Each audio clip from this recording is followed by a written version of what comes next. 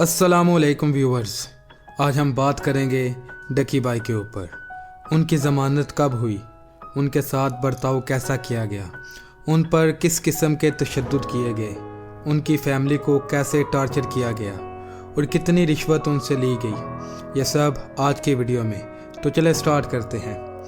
Viewers, 16 अगस्त 2025 को जब Malaysia government की तरफ से उन्हें एक पास आया हुआ था, उस इवेंट पर जाने के लिए वो घर से निकले और एयरपोर्ट पर पहुंचे, लेकिन बदकिस्मती से उधर ही उन्हें एनसीसीआई की टीम ने अरेस्ट कर लिया और उन्हें उधर से सीधा एनसीसीआई के ऑफिस में ले जाया गया। रात 11 बजे वो वहां पर पहुंचे। उधर एक कमरे में उन्हें ले जाया जाता है। उधर उनसे सवाल पूछे जाते हैं। ऑफिसर्स उनसे जो सवाल करते हैं, डकी बाई उनको सब का जवाब देते हैं। उनके पास 3 मोबाइल थे, तीनों के पासवर्ड, अपनी जीमेल के पासवर्ड और इसके अलावा अपने लैपटॉप का पासवर्ड तक वो दे देते हैं। वो इदारे के साथ कोऑपरेट करते रहते हैं ताकि इदारा ये ना समझे कि वो कुछ छुपा रहे हैं। व्यूअर्स, डकी बाई का 23 दिन का रिमांड लिया गया, जिसमें पहले आधे घंटे में डकी बाई ने सारी मालूमात अदारे को दे दी थी।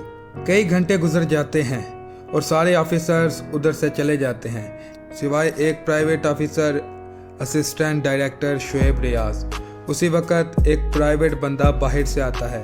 जब डकी बाई इससे पूछते हैं कि मैंने क्या किया है, कि तेरे बहुत बड़े मामलात हैं, तेरे पीछे ISI है, तेरे पीछे MI है, और साथ ही वो कहता है अगर तुम हमारे साथ कोऑपरेट करोगे तो हम आपके साथ कोऑपरेट करेंगे।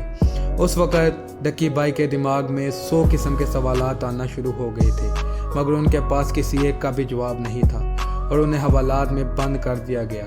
डकी बाई को सारी रात नींद नहीं आई।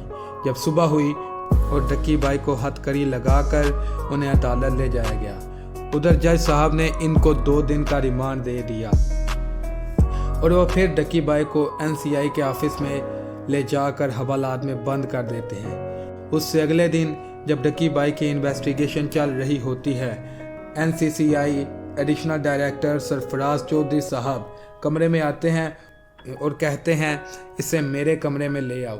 जब डकी बाई को कमरे में ले जाया जाता है, उधर 5 अफसर बैठे होते हैं। तब डकी बाई से पूछा जाता है कि तुम कौन सी कंट्री के हेड एप्लीकेशन हो। डकी बाई के कुछ बोलने से पहले ही वो थप्पड़ मारने लग जाता है और माँ बहन की गालियाँ देने लग जाता है। फिर वो एक बच्चे को कॉल करता है और कहता है क्या तुम डकी बाई को जानते हो, और उस बच्चे को डकी बाई जो कि मार खा रहे थे दिखाता है और फिर वो उस बच्चे को कहता है डकी बाई को गालियाँ दो, और वो बच्चा डकी बाई को माँ बहन की गालियाँ देना शुरू कर देता है। उस वक़्त डकी बाई खुद को पूरी तरह से हेल्पलेस महसूस कर रहे थे और फिर डकी बाई को तफ्तीश के लिए ले जाया गया। हालांकि जो ऑफिसर्स ने पूछा, डकी बाई ने सब पहले से ही बता दिया था। उसके बावजूद उनका रिमांड लिया गया। उस वक़्त उनका जानने वाला जो कि उन्हें मिलने आया हुआ था, जब वो डकी बाई को बुरी हालत में देखता है तो डकी बाई से पूछता है क्या हुआ, और डकी बाई कहते हैं कि इनको बोलो मुझे कम मारे। डकी बाई ने ये नहीं कहा मुझे ना मारे, डकी बाई ने कहा मुझे कम मारे, मैं इनके साथ कोऑपरेट कर रहा हूँ।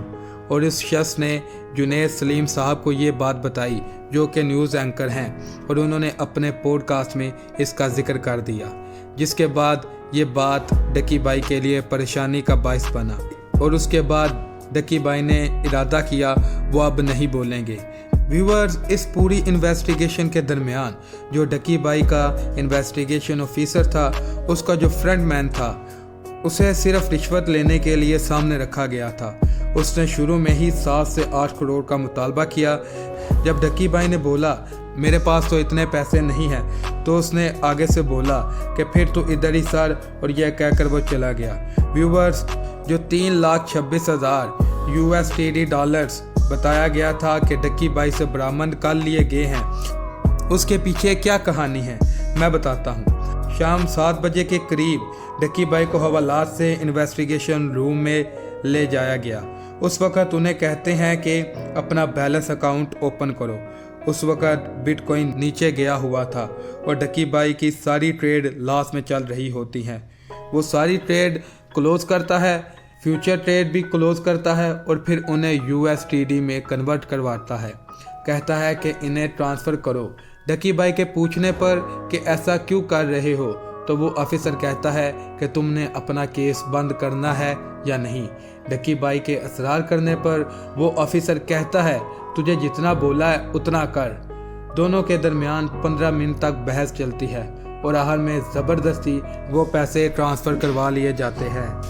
और जिस अकाउंट में पैसे ट्रांसफ़र किए गए थे वो किसी सरकारी इदारे का अकाउंट नहीं था।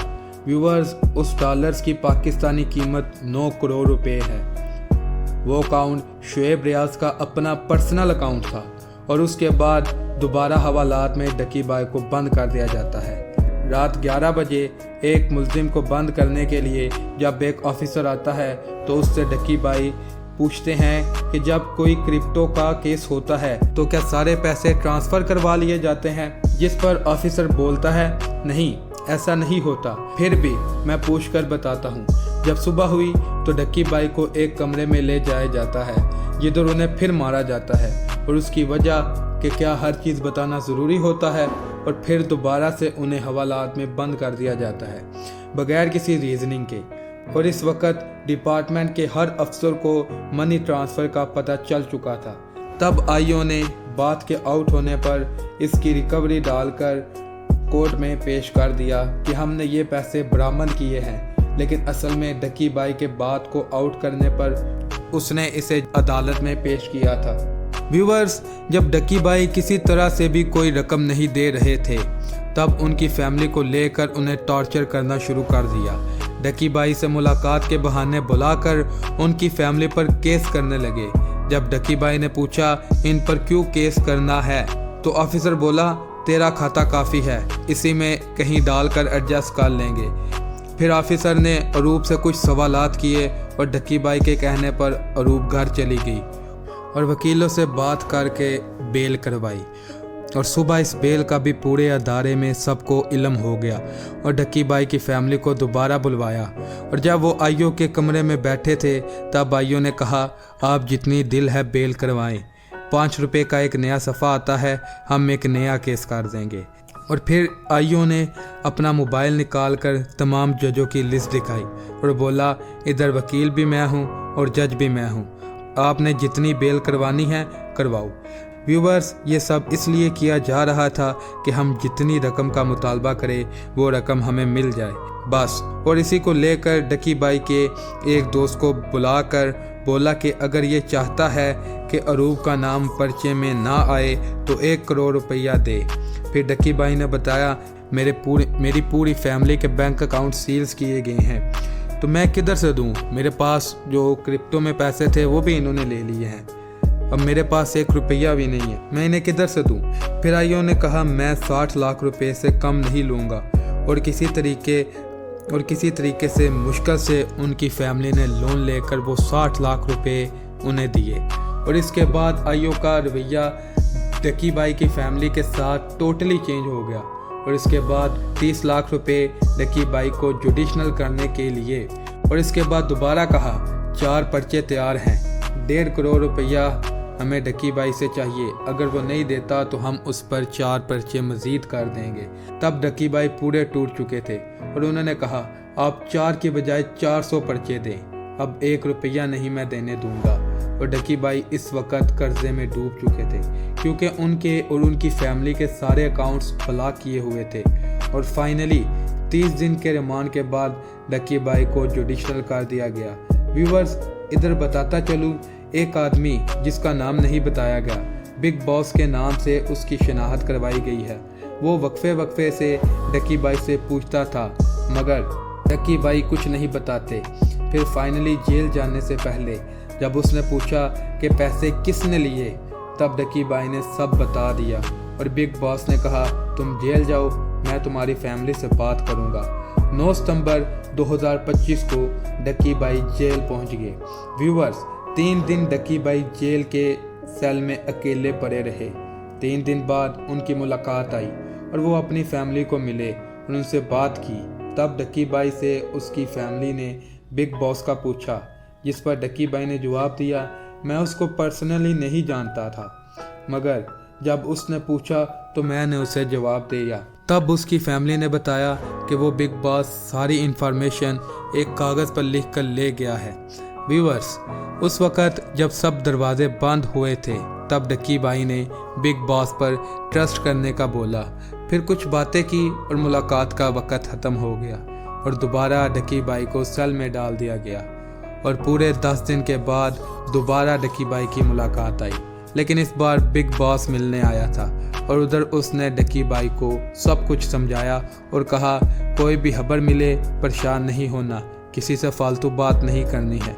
और फिर कुछ दिन बाद डक्की भाई को खबर मिलती है कि उनके इन्वेस्टिगेशन ऑफिसर को पकड़ लिया गया है और उन्हें मुअत्तल कर दिया गया है। तब डक्की भाई को रियलाइज़ हुआ कि अदारे बुरे नहीं होते, कुछ लोग बुरे होते हैं और उनको उनके केस में बुरे लोग मिले हैं। और पूरे 100 दिन बाद उनको बेल मिली। डक्की भाई ने बिग बॉस को बोला मुझे बताने दे कि आपने किस तरह मदद की, लेकिन बिग बॉस ने ये कहकर मना कर दिया ये मेरा फ़र्ज़ था, मैं व्यूज़ हासिल नहीं करना चाहता, ये मेरा सिर्फ फ़र्ज़ था। और मैंने जब देखा कि मेरी माँ, मेरा भाई, मेरी बहन मुश्किल में है तो मैंने आपकी मदद की। अगर आप मुजरिम होते तो मैं आपकी मदद नहीं करता, लेकिन आप पर जुल्म किया जा रहा था इसीलिए मैंने आपकी मदद की। अगर आपको वीडियो पसंद आई हो तो लाइक करें, कमेंट करें, शेयर करें, चैनल को फॉलो कर लें मज़ीद अपडेट्स के लिए।